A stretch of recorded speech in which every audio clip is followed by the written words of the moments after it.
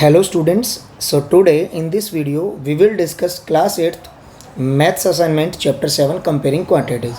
So let's discuss question number 1. In the question number 1 it is given A is 60% of B.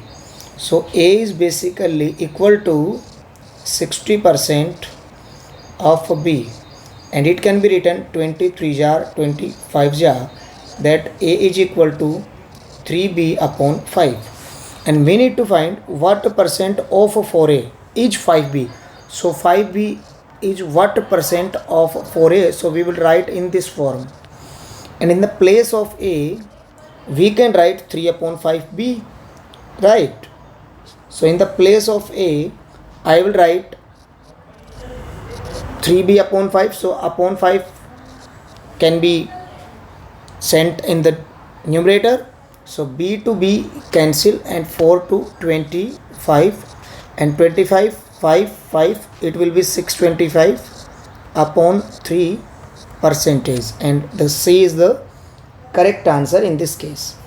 Now we will discuss question number 2. A sum of money at compound interest double itself in 15 years. Double हो रहा है, right, कि 2 बन रहा है, 1 rupees था वो 2 बन गया into 1 plus R upon 100, power रही होगी 15, राइट. सो ये 2 अगर यहाँ से हट के इधर आ जाएगा तो 2 अपॉन 1 8 टाइम्स होना है, यानी कि 1 रुपीज़ 8 रुपीज़ बन गया.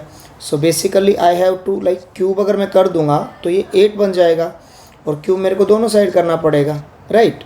सो इधर तो ये 8 टाइम्स एक तरह से 8 आ गया और इधर क्या हो जाएगा 15 3 जार 45 ईयर्स लगेंगे उसको, राइट. चलिए अभी करेंगे नेक्स्ट क्वेश्चन, जो कि क्वेश्चन नंबर 3 है. Oranges are bought at 4 rupees 10. 5 orange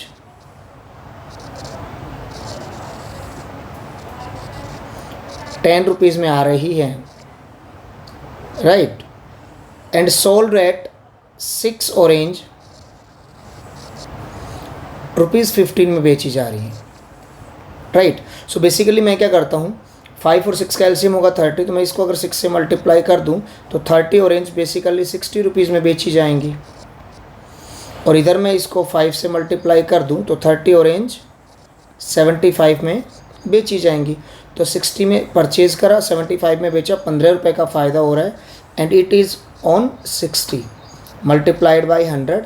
so calculate करके 25% आएगा एंड थर्ड का डी बिल्कुल करेक्ट जवाब है, राइट. सो आई होप आप इसको समझ गए हैं. तो मैं यहाँ पे क्वेश्चन नंबर 4 मेरे को सोल्व करना है, तो मैं नेक्स्ट क्वेश्चन अभी सोल्व कर रहा हूँ. A person spend 75% of his income, right. वो 75% खर्च कर देता है. लेट अस अज्यूम कि उसको ₹100 का इनकम था उसका और वो 75 स्पेंड कर रहा है. सो 25 वो सेव कर रहा होगा, right. If is income increase by 20%, अगर इनकम 20% बढ़ जाएगा तो it will be basically 120. And expense increase by 15%, तो ये 15% इसका बढ़ गया. So it will be like this 25 3 25 4 and अभी इसको मल्टीप्लाई कर लेते हैं.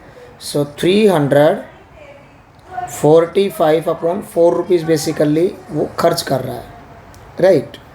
सो सेविंग कितनी बढ़ जाएगी, उसकी सेविंग कितनी बढ़ जाएगी. तो मैं क्या करूँगा, 120 जो इनकम था उसमें से मैं इसको माइनस कर लेता हूँ जो वो अर्न कर रहा है, राइट.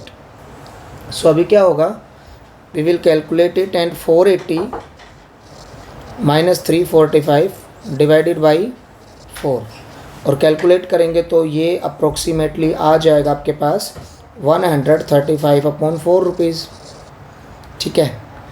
तो जो 25 रुपीज़ था वो अभी बढ़ गया. अभी हमने क्या निकालना है कि कितना बढ़ा है, राइट. सो अभी इसको अगर मैं सॉल्व करता हूँ तो 4 3 ज़ा 12, तो 1 रिमाइंडर आ गया, 15 आ गया, 4 3 ज़ा 12 30 हो गया, 4 7 ज़ा 28, और कुछ इतना रुपया वो सेव करता है. पहले 25 सेव कर रहा था तो 8 रुपीज़ 75 रुपीज़ फालतू सेव कर रहा है, तो 8.75 basically we will say it.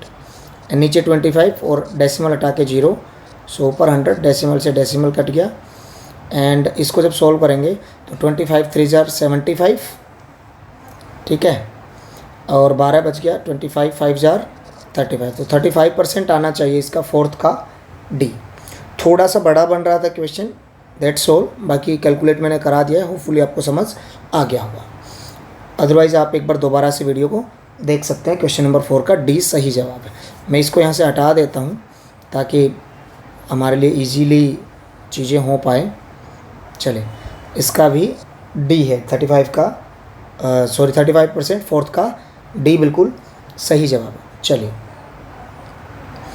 आगे लिखा है, a shopkeeper fixes the marked price of an item 35% above the cost price, ठीक है, the percentage of discount allowed to gain 8%, मतलब 8% का फ़ायदा हो तो कितना परसेंट वो डिस्काउंट दे सकता है। देखो बेटा, 100 रुपये की चीज़ थी, 35% फालतू लिखा, मतलब 135 एक तरह से मार्क्ड प्राइस हो गया, उसको 8% का फ़ायदा चाहिए, मीन्स 108 रुपये में उसे सेल करना है। तो 135 रुपीज़ MRP पर ही डिस्काउंट देगा ना, वो मान लेते हैं कि X% का डिस्काउंट देगा वो, ठीक है, एंड उसके बाद वो 108 में बेच देगा। तो बेसिकली MRP से जो सेलिंग प्राइस है वो 27 रुपये कम है, राइट। तो मैं यहाँ पर लिख देता हूँ कि 135 का कितना परसेंट 27 रुपये आएगा, वही मेरे को कैलकुलेट करना है। So x will be equal to 27 multiplied by 100 divided by 135, और ये आ जाएगा 5 पे और ये 20 पे कैंसिल हो जाएगा। 20%, सॉरी कुछ गड़बड़ हो गई, 5 पे नहीं जाएगा आई थिंक, एक मिनट वेट, कुछ कैलकुलेशन में मिस्टेक है जी। सो इसको कैलकुलेट करेंगे अभी हम। सो 5 से अगर इसको काटेंगे हम तो 5 2 जार 10, ठीक है,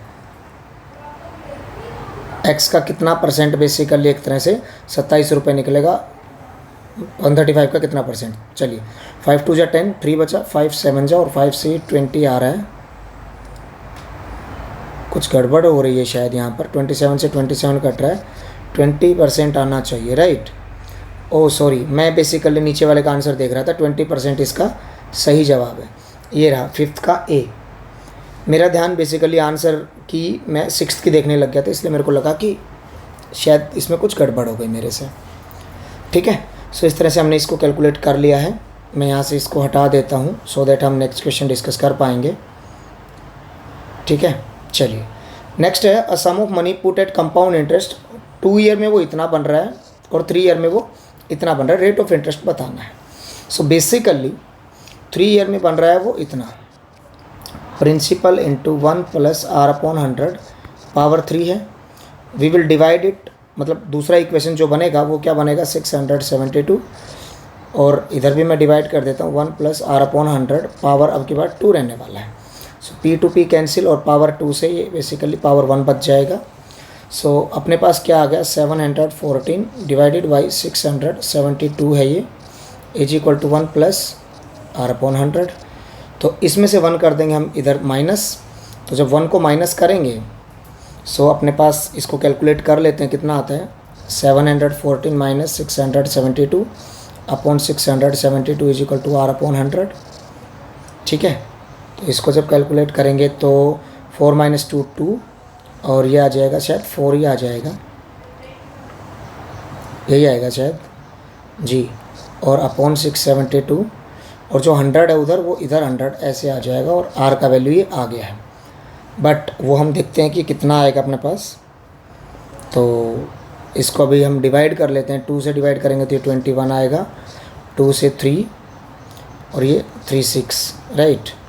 तो 21 से मैं ट्राई करता हूँ इसको, 21 1 जा 21, 12 बच गया, 21 से 6 पे, ठीक है। तो 100/16 तो 6 पॉइंट समथिंग आएगा, आ जाएगा यहाँ पर, ठीक है।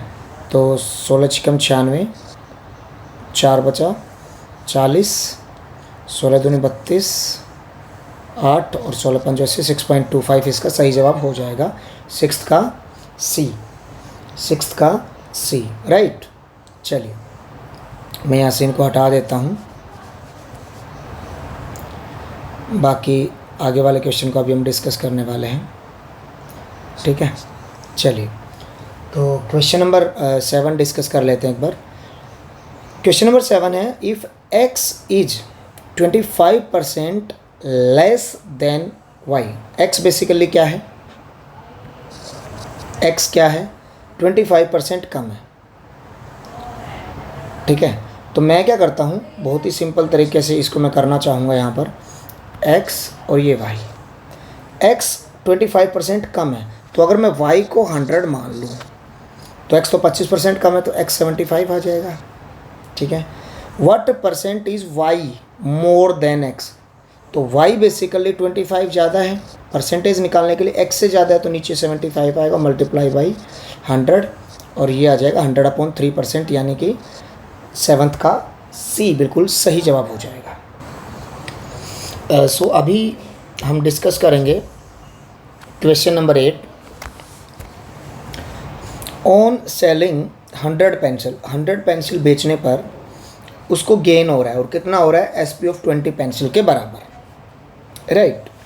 सो बेसिकली 100 बेची हैं तो 100 खरीदी भी होंगी, तो क्या लिखेंगे हम? CP of 100 pencil,